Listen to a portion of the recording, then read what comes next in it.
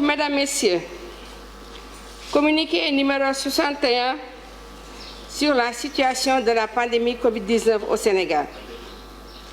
Ce vendredi 1er mai 2020, le ministère de la Santé et de l'Action sociale a reçu les résultats des examens virologiques ci-après. Sur 901 tests réalisés, 91 sont revenus positifs,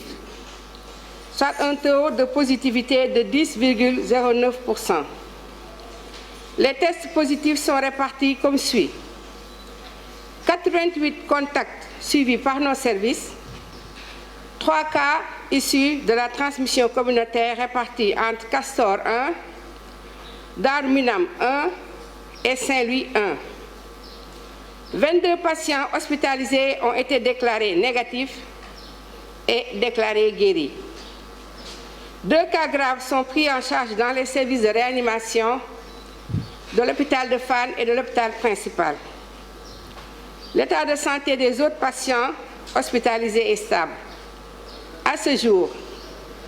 1024 cas ont été déclarés positifs au Sénégal, dont 356 guéris, 9 décédés, 1 évacué et donc 658 sous traitement. Le ministère de la Santé et de l'Action sociale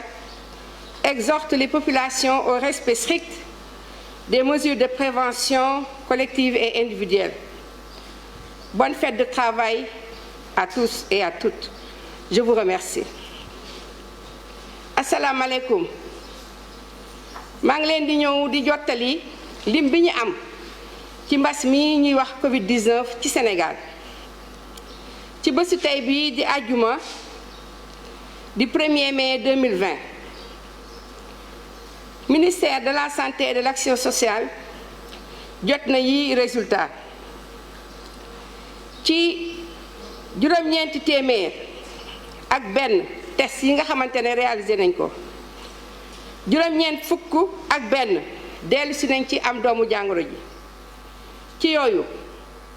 juróom-ñett fukk ak juróom-ñett moom la ñuy wax contact yi nga xamante ne suñu bërëbu liggéeykaay yi ñoo leen di topp am nañu ñett yoo xamante ne moom la ñuy wax cas communautaire mooy yi nga xamante ne kenn xamul ku leen ko wàll may fàttali ne ñoom nag ñoo yokk mbas mi di li ci Sénégal ñett yooyu ñu ngi ci diggante Castor am na benn Daaru Minam am na benn Ndar am na benn ci malade yi nga xamante ne ñu ngi tëdd ci bërëbu fayukaay yi ñaar fukk ak ñaar bañ leen saytoo gisatuñ ci ñoom doomu jàngoro ji wër nañu am nañu ñaari cas grave rek yi nga xamante ne ñu ngi leen di am ci service réanimation yi ci l'hôpital Fann ak ci l'hôpital principal yeneen malade yi seen wér-gu-yaram mu ngi am tan bi mbas mii ñuy wax Covid-19 duggee Sénégal ba léegi Sénégal nag egsi na ci 1000 cas ci bésu tey bi mu ngi toll ci 1000 cas ak ñaar fukk ak ñeent ñoom ñoo am tey jii doomu jàngoro ji ci yooyu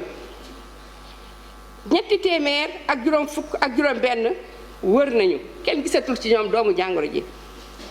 juróom-ñeent yi génn nañ àddina benn bi delloo nañ ko ci dëkk ba mu jóge woon fi ñu toll nii ñu ngi ci juróom-benn téeméer ak juróom fukk ak juróom-ñett yi nga xamante ne ñu ngi tëdd ci bërëbu fajukaay yi. Ministère de la santé et de l'action sociale mu ngi dooleeti di ñaax askan wi nañu gën a dolli di déglu li nga xamante ne moom lañ leen di wax li ñuy wax geste barrière ba tax doomu jàngoro ji génn fii ci dëkk bi kenn dootu ko am te dootu wàll fenn ci turu ministre de la santé et action sociale monsieur Abdoulaye Diouf Sarr mu ngi souhaité bonne fête du travail liggéeykat yépp ñu nekk ci secteur informel comme ñu nekk secteur formel